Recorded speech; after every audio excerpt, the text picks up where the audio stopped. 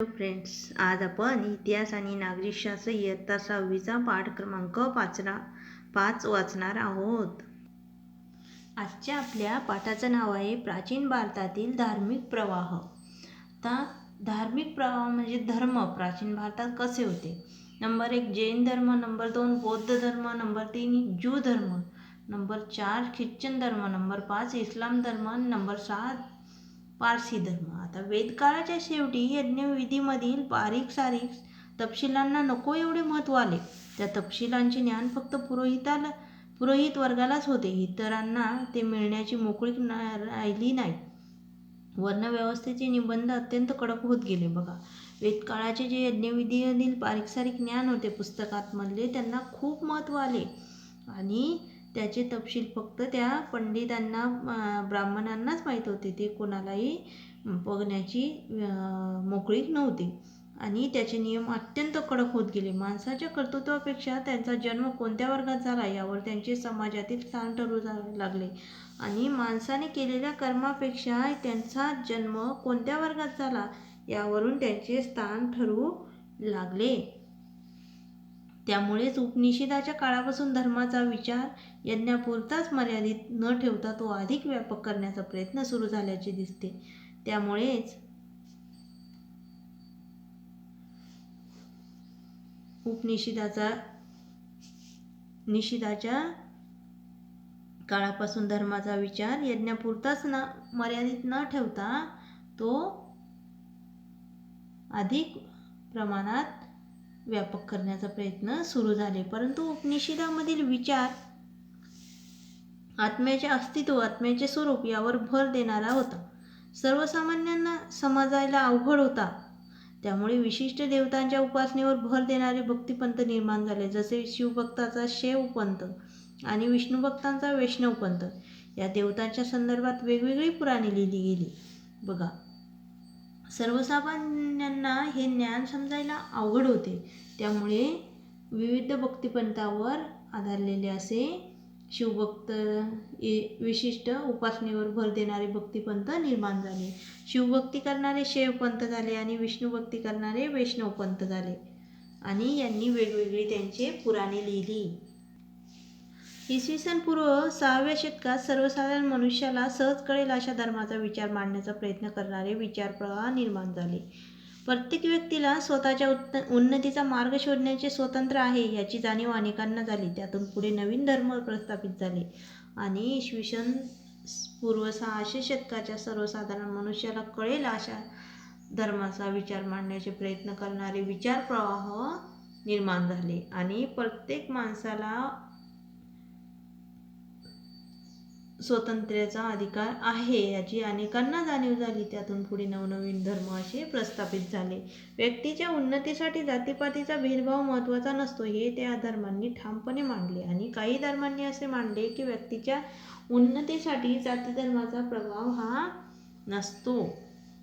त्यांनी शुद्ध आचरावे, आचरणाचे महत्त्व लोकांना मनावर ठसवले. नवीन विचारांच्या प्रवर्तकामध्ये वर्धमान महावीर आणि गौतम बुद्ध यांचे कार्य विशेष ठरले जैन धर्म हा भारतातील प्राचीन धर्मापैकी एक धर्म आहे. बघा, हे आहे वर्धमान महावीर आणि यांचं कार्य असं होतं की आचरण शुद्ध असावं. लोकांच्या मनावर त्यांनी असं ठसवलं, धर्म महत्त्वाचा नसतो. या धर्मात अहिंसा या तत्वाला महत्त्व दिलेले आहे. धर्मज्ञान प्रगट करणाऱ्या जैन धर्मात तीर्थकर म्हणतात. जैन परंपरेत सांगितल्याप्रमाणे एकूण 24 तीर्थकर होऊन गेले.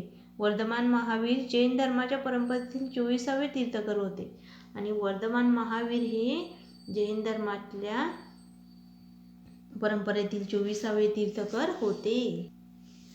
वर्धमान महावीर इसवी पूर्व 599 ते इसवी पूर्व 527. आज ज्या राज्याला आपण बिहार या नावाने ओळखतो त्या राज्यामध्ये प्राचीन काळी वज्जी नावाचे एक महाजनपद होते. त्याची राजधानी होती वैशाली. वैशाली नगराचा एक भाग असलेल्या कुंडग्राम येथे वर्धमान महावीराचा जन्म झाला. त्यांच्या पित्याचे नाव सिद्धार्थ आणि आईचे नाव त्रिशला होते. बघा, बिहारमध्ये महावीर यांचं जन्मस्थान आहे. बिहारमध्ये वज्जी या नावाचे एक महाजनपद होते आणि त्या गावाची राजधानी होती वैशाली. वैशाली नगराचा एक कुंडग्राम भाग आणि तिथे वर्धमान महावीरांचा जन्म झाला. त्यांच्या वडिलांचे नाव सिद्धार्थ आणि आईचे नाव त्रिशला होते. वर्धमान महावीरांनी ज्ञानप्राप्तीसाठी घरदाराचा त्याग केला. 12.5 वर्ष तपश्चर्या केल्यानंतर त्यांना ज्ञानप्राप्ती झाली. हे ज्ञान केवळ विशुद्ध स्वरूपाचे होते म्हणून त्यांनी केवली असे म्हटले. बघा, त्यांनी 12.5 वर्षात त्यांनी ज्ञानप्राप्तीसाठी घर सोडून दिले आणि 12.5 वर्ष तपश्चर्या केली आणि त्यांनी ज्ञान मिळवले आणि विशुद्ध स्वरूपाचे हे ज्ञान म्हणून त्यांनी केवली असे नाव ठेवले. शरीराला सुखकारक वाटणाऱ्या गोष्टींना होणारा आनंद आणि त्रासदायक गोष्टींनी होणारी पीडा याचा स्वतःवर काही परिणाम न होऊ देणे म्हणजे विकारावर विजय मिळवणे. असा विजय त्यांनी मिळवला म्हणून त्यांना जिन म्हणजे जिंकणारा असे म्हटले जाऊ लागले. बघा, शरीराला सुखकर वाटणाऱ्या गोष्टींनी होणारा आनंद आणि त्रासदायक गोष्टींनी होणारी पीडा याचा स्वतःवर त्यांनी काही परिणाम नाही होऊ दिला म्हणजे विकारावर विजय मिळवला आणि असा विजय मिळवला म्हणून त्यांना जिन म्हणजे जिंकणारा म्हणून म्हटले जाऊ लागले. जिन या शब्दापासून जैन हा शब्द तयार होतो.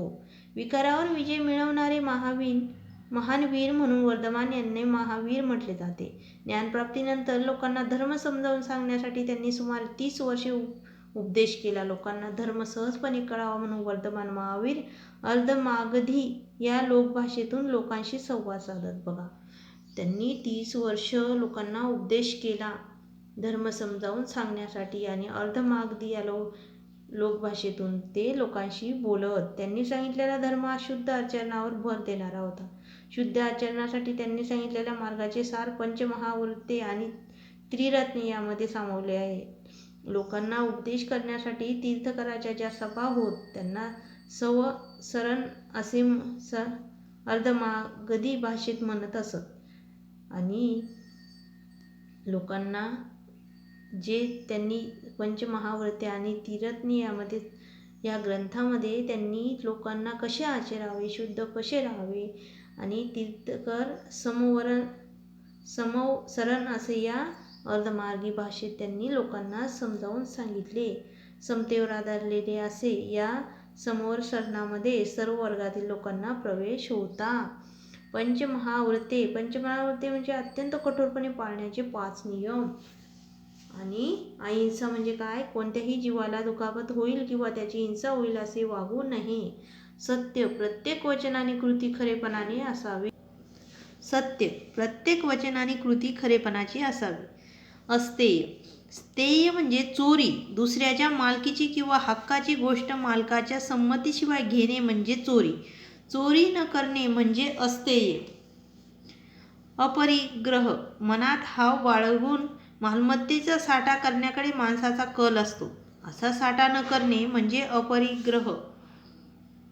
ब्रह्मचर्य, शरीराला सुखकारक वाटणाऱ्या गोष्टीचा त्याग करून व्रताचे पालन करणे म्हणजे ब्रह्मचर्य. त्रिरत्ने म्हणजे एक सम्यक दर्शन, दुसरं साम्यक ज्ञान आणि तिसरं साम्यक चरित्र. ही 3 तत्वे, साम्यक याचा अर्थ संतुलित असा आहे.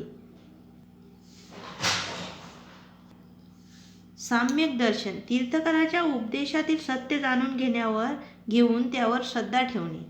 साम्यक ज्ञान, तीर्थंकराच्या उपदेशाचा आणि सखोल तत्वज्ञानाचा नित्य अभ्यास करून त्याचा सखोल अर्थ समजावून घेणे. सम्यक चरित्र, पंचमहाव्रताचे काटेकोर आचरण करणे. उपदेशाचे सार, महावीराच्या उपदेशातील अनेकांतवाद म्हटला जाणारा सिद्धांत सत्याच्या शोधासाठी फार महत्त्वाचा मानला जातो. अनेकांत या शब्दातील अंत या शब्दाचा पैलू असा अर्थ आहे. सत्याचा शोध घेताना विषयाच्या केवळ एखाद्या दुसऱ्या पैलूवर लक्ष देऊन निष्कर्ष काढल्यास सत्याचे पूर्ण ज्ञान होऊ शकत नाही.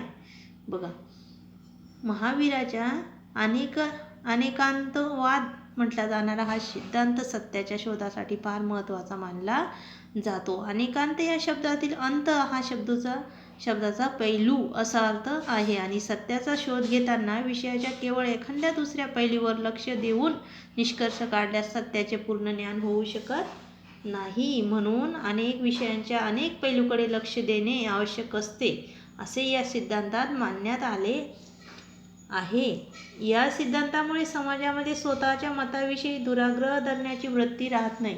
इतरांच्या मताविषयी सहिष्णुता निर्माण होते आणि स्वतःच्या मताविषयी दुराग्रह धरण्याची वृत्ती अशी राहत नाही. इतरांच्या मताविषयी सहिष्णुता निर्माण होते.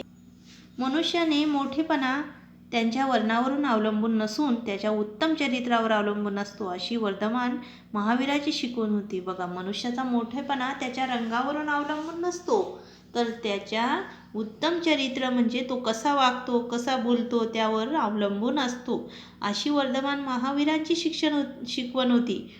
स्त्रियांना ज्ञान मिळण्याचे मार्ग वैदिक परंपरेमध्ये हळूहळू बंद झाले होते. मात्र वर्धमान महावीरांनी स्त्रियांनाही संन्यास घेण्याचा अधिकार दिला. सर्व प्राणीमात्रावर प्रेम करा, मनामध्ये इतरांबद्दल दया आणि करुणा असू द्या, जगा आणि जगू द्या, असा उपदेश त्यांनी केला. आणि स्त्रियांना जो वैदिक ज्ञान मिळवण्याचा मार्ग बंद झाला होता तो भगवान महावीरांनी सुरू केला आणि स्त्रियांना संन्यास घेण्याचा अधिकार हा दिला. आणि सर्व प्राणीमात्रावर प्रेम करा आणि मनामध्ये इतरांबद्दल दया, शांती, क्षमा आणि प्रेम असू द्या आणि तुम्ही जगा आणि दुसऱ्यालाही जगू द्या, असा संदेश महावीर यांनी दिला.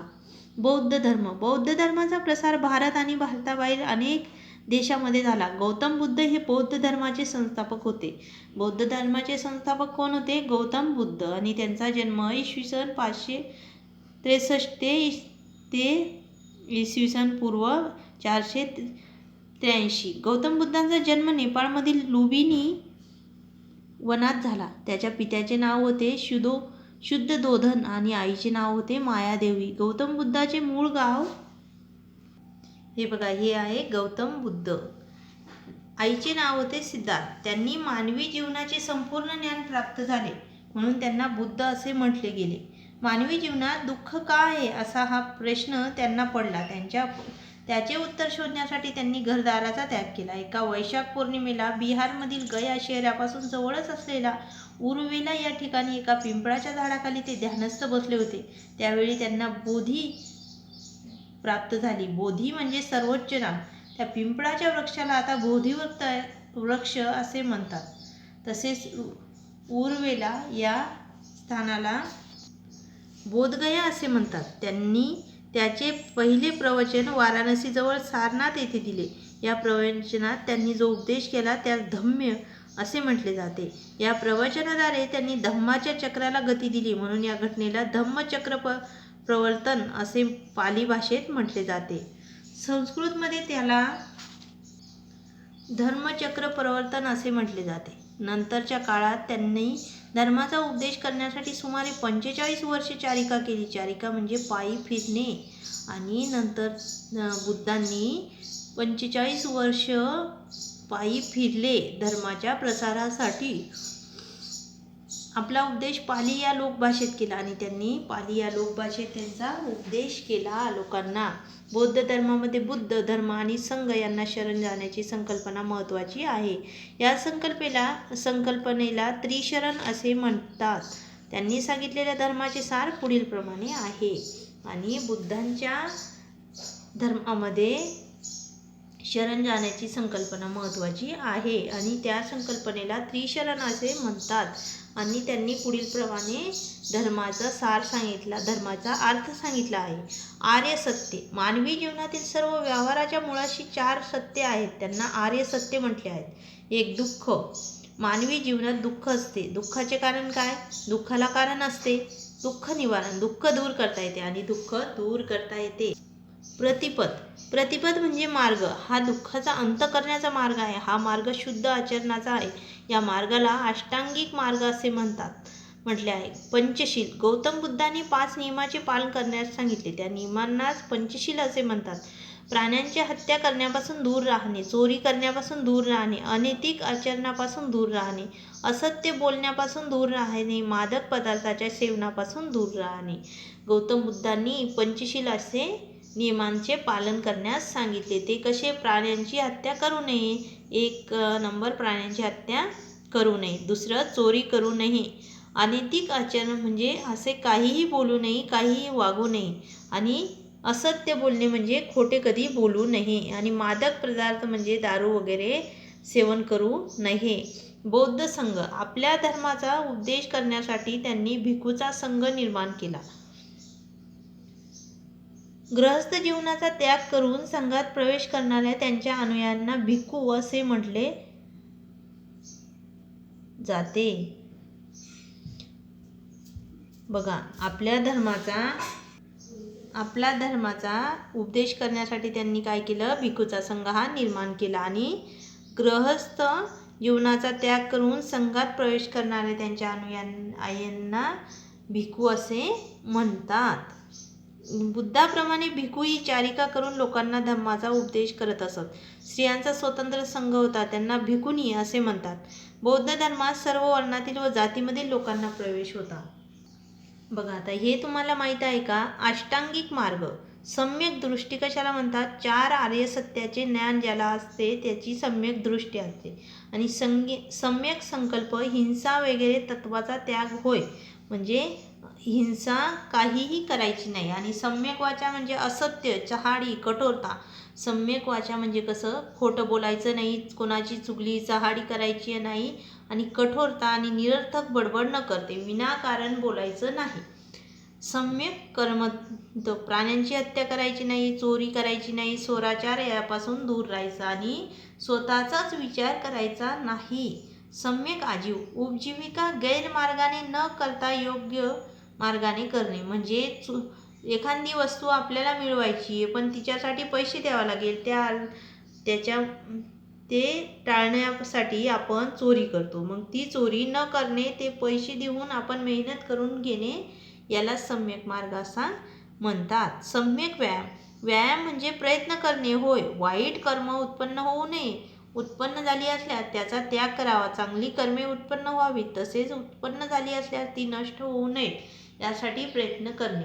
आणि व्यायाम म्हणजे काय? की आपल्या मनात वाईट विचार येऊ नये. एखाद्याच्या मनात येतं की आपण याचं हे चोरून घ्यावं, पण तो विचार जरी आला तरी त्याचं आपण आपल्याच मनाला सांगावं की नाही, हे बरोबर नाही, दुसऱ्याची वस्तू आपण घेऊ नये आणि चांगलाच विचार करावा आणि वाईट विचारही करू नये. सम्यक स्मृती. मन एकाग्र करून लोभ वगैरे विकारांना दूर करणे, आपले चित्त वगैरेंना योग्य रीतीने समजावून देणे. आणि आपलं मन जर समजा कुठे काही खाण्यासाठी गेलं असेल तर आपण त्यांना सांगावं नाही, मनाला सांगावं की नाही, हे बरोबर नाही, आपण असं हे खाऊ नये आणि योग्य रीतीने बोलावे. सम्यक समाधी. चित्त एकाग्र करून ध्यानाचा अनुभव घेणे.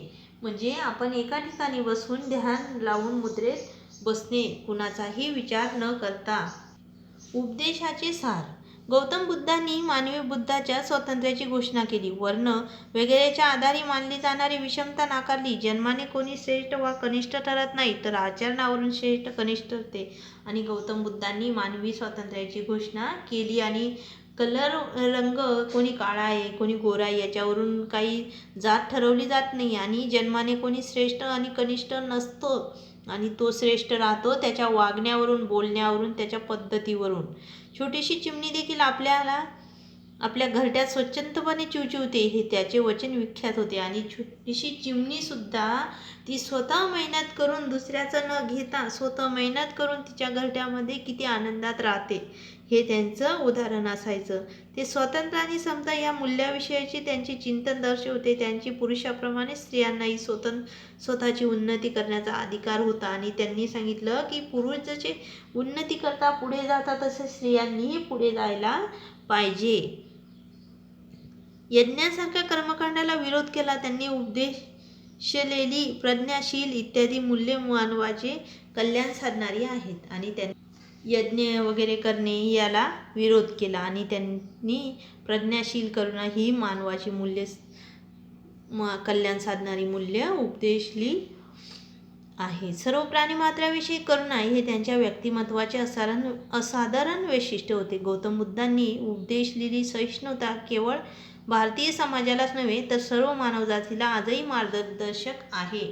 आणि गौतम बुद्धांनी सांगितले की सर्व प्राणी मात्र सारखेच आहे आणि आपण सगळ्यांना सारखेच महत्त्व दिले पाहिजे. लोकायत किंवा चार्वाक या नावाने ओळखला जाणारा प्राचीन काळातील विचार प्रवाहही महत्त्वाचा आहे. त्याचा भर स्वतंत्र विचारावर होता. त्याने वेदाचे प्रामाण्य नाकारले आणि लोकायत हा एक चार्वाक नावाने ओळखला जाणारा विचार प्रवाह होता प्राचीन काळी आणि त्याचा स्वतंत्र विचारावर भर होता. प्राचीन काळात भारतीय भूमीत नवनवीन धार्मिक विचाराचे स्रोत निर्माण होत राहिले. कालांतराने ज्यू, ख्रिश्चन, इस्लाम आणि पारशी हे धर्म भारतीय समाजात रुजले आणि नंतर भारतीय समाजात ज्यू, ख्रिश्चन आणि इस्लामी हे धर्म आणि पारशी हे धर्म आले. आता ज्यू धर्म बघूया. ज्यू धर्माचे लोक साधारणपणे इसवी सनाच्या 1ल्या ते 3ऱ्या शतकात केरळमधील कोचिन येथे आले असावेत. ज्यू धर्माला यहुदी धर्म असे म्हटले जाते. ज्यू धर्माला काय? यहुदी धर्म म्हटले जाते. देव एकच आहे असे ज्यू धर्म मानतात. ज्यू धर्माच्या शिकवणीत न्याय, सत्य, शांती, प्रेम, करुणा, विनम्रता, दान करणे, चांगले बोलणे आणि स्वाभिमान या गुणांवर भर दिलेला आहे. त्यांच्या प्रार्थनास्थळाला सिनगॉग असे म्हणतात. बघा, ज्यू धर्मामध्ये सत्य बोलणे, शांती, प्रेम, करुणा, विनम्रता, दान करणे, चांगले बोलणे, स्वाभिमान यांना भर दिला आहे आणि त्यांच्या प्रार्थनास्थळाला सिनगॉग असे म्हणतात. ख्रिश्चन धर्माची स्थापना येशू ख्रिस्ताने केली. जगभर पसरला आहे. येशू ख्रिस्तांच्या 12 शिष्य एक असणारे सेंट थॉमस हे इसवी सनाच्या 1ल्या शतकात केरळमध्ये आले. त्यांनी त्रिचूर जिल्ह्यातील पल्यूर येथे इसवी सन 52 मध्ये चर्चची स्थापना केली. ख्रिश्चन धर्माच्या शिकवणीनुसार देव एकच आहे. तो सर्वांचा प्रेमळ पिता आहे आणि सर्वशक्तिमान आहे असं त्यांनी समाजाला पटवून दिलं आणि येशू ख्रिस्त हे देवाचे पुत्र असून मानवजातीच्या उद्धारासाठी पृथ्वीवर आलेले आहे असे त्यांनी मानले. आपण सारे एकमेकांचे बंधू भगिनी आहोत. आपण सर्वांवर प्रेम केले पाहिजे. अगदी शत्रूवर देखील. चुकलेल्यांना क्षमा केले पाहिजे. अगदी शत्रूवर देखील असे ख्रिश्चन धर्मामध्ये सांगितले आहे. बायबल हा ख्रिश्चन धर्माचा पवित्र धर्मग्रंथ आहे. ख्रिश्चन लोकांच्या प्रार्थनास्थळाला चर्च असे म्हणतात.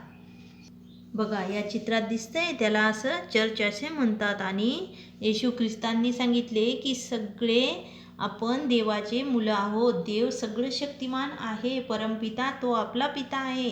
आपण सगळ्यांवर प्रेम केलं पाहिजे. सगळ्यांना बहीण भाऊ मानलं पाहिजे आणि शत्रूंवर देखील प्रेम केलं पाहिजे आणि चुकलेल्यांना क्षमा करा. कितीही त्यांनी तुम्हाला त्रास दिला तरी त्यांना क्षमा करा आणि देवाची प्रार्थना करा आणि त्यांच्या प्रार्थनास्थळाला चर्च असे नाव दिले आहे. इस्लाम हा एकेश्वरवाद मानणारा धर्म आहे. अल्लाह एकच असून मोहम्मद पैगंबर त्याचे प्रेषित आहेत. ईश्वराचा संदेश पैगंबरामार्फत पवित्र कुराण या धर्मग्रंथातून प्रगट झालेला आहे. इस्लाम या धर्माचा अर्थ शांती असा आहे. बघा, इस्लाम धर्मामध्ये एकेश्वरवाद मानणारा एक धर्म आहे, तो म्हणजे अल्लाह. आणि ते मानतात की मोहम्मद पैगंबर त्याचे प्रेषित आहे. ईश्वराचा पैगंबरामार्फत आपल्याला संदेश येतो आणि कुराण हा त्यांचा धर्मग्रंथ आहे. इस्लाम या शब्दाचा अर्थ शांती असा होतो. या शब्दाचा अर्थ अल्लाहला शरण जाणे असाही होतो. सर्व काळी आणि सर्वत्र फक्त अल्लाह आहे. तो सर्वशक्तिमान आणि परम दयाळू आहे असे इस्लाममध्ये सांगितलेले आहे. मानवी अस्तित्वाचा हेतू अल्लाहची उपासना करणे हाच आहे असे मानले आहे. मनुष्याने आयुष्यात कसे वागावे याचे मार्गदर्शन पवित्र कुराण धर्मग्रंथात केले आहे. आणि कुराणमध्ये सांगितले का मनुष्याने त्याच्या आयुष्यात कसे वागावे, कसे आचरण करावे असे त्या ग्रंथात सांगितले आहे. भारत आणि अरबस्तान यामध्ये फार प्राचीन काळापासून व्यापारी संबंध होते. अरबस्तानातील व्यापारी केरळच्या किनाऱ्यावरील बंदरांना भेट देत असत. इसवी सनाच्या 7व्या शतकात अरबस्तानात इस्लामचा प्रसार झाला. या शतकात अरबी व्यापाऱ्यामार्फत भारतामध्ये इस्लामचे आगमन झाले. इस्लाम धर्माच्या प्रार्थनास्थळाला मशीद असे म्हणतात. आणि अरबस्तान यामध्ये फार प्राचीन काळापासून काय होतं, व्यापारी संबंध होते भारताचे. अरबस्तानातील व्यापारी केरळच्या किनाऱ्यांवरील बंदरांना भेट द्यायचे. आणि इसवी सनाच्या 7व्या शतकात अरबस्तानात इस्लामचा प्रसार झाला आणि त्याच शतकात अरबी व्यापारामार्फत भारतात इस्लामचे आगमन झाले. इस्लाम धर्माच्या प्रार्थना स्थळाला मशीद असे म्हणतात. फारसी लोक वैदिक संस्कृतीचे लोक, यामध्ये प्राचीन काळापासून संबंध होते. फारसी धर्माच्या पवित्र ग्रंथाचे नाव अवेस्ता असे आहे. ऋग्वेद आणि अवेस्ता यामध्ये भाषेमध्ये साम्य आहे. बघा, फारसी लोक आणि वैदिक संस्कृतीचे लोक यामध्ये प्राचीन काळामध्ये संबंध होते यांचे. आणि अवेस्ता आणि ऋग्वेद या भाषेमध्ये बरंच साम्य आहे. फारसी लोक इराणच्या पार्स किंवा फार्स भाषेच्या नावाच्या प्रांतातून भारतात आले. ते इराणच्या फार्स किंवा पार्स या भागातून भारतात आले. म्हणून त्यांना फारसी या नावाने ओळखले जाते. ते प्रथम गुजरातमध्ये आले. ते इसवी सनाच्या 8व्या शतकात आले असावेत असे काहींचे मत आहे. झिरथुष्ट्र हे फारसी धर्माचे संस्थापक होते. अहुर मज्द या नावाने त्यांच्या देवाचा उल्लेख केला जातो. फारसी धर्मामध्ये अग्नी आणि पाणी या 2 तत्वांना अत्यंत महत्त्व आहे. त्यांच्या देवळामध्ये पवित्र अग्नी प्रज्वलित केलेला असतो. त्या देवळांना आग्यारी असे म्हणतात. उत्तम विचार, उत्तम वाणी आणि उत्तम कृती ही 3 प्रमुख आचरण तत्वे हा पारसी विचारसरणीचा गाभा आहे. बघा, फारसी लोक कसे असायचे, त्यांचा आणि ऋग्वेद या भाषेमध्ये साम्य असायचे. आणि ते कुठून आले होते? इराणच्या पार्स किंवा फार्स नावाच्या देशातून आले होते. फारसी हे गुजरातला प्रथम आले आणि इसवी सनाच्या 8व्या शतकात आले असावेत. आणि झिरथुष्ट्र हे फारसी धर्माचे संस्थापक होते. अहुर मज्द या नावाने त्या देवांची उपासना ते करायचे. आणि त्यांच्यामध्ये अग्नी आणि पाणी याला अत्यंत महत्त्व होते. त्यांच्या देवळामध्ये पवित्र अग्नी प्रज्वलित केलेला असतो आणि त्याला आग्यारी असे म्हणतात. आणि उत्तम विचार, उत्तम वाचा आणि उत्तम कृती ही 3 प्रमुख त्यांची आचरण तत्वे फारसी भाषेचा गाभा आहे. आजचा पाठ आपला समाप्त.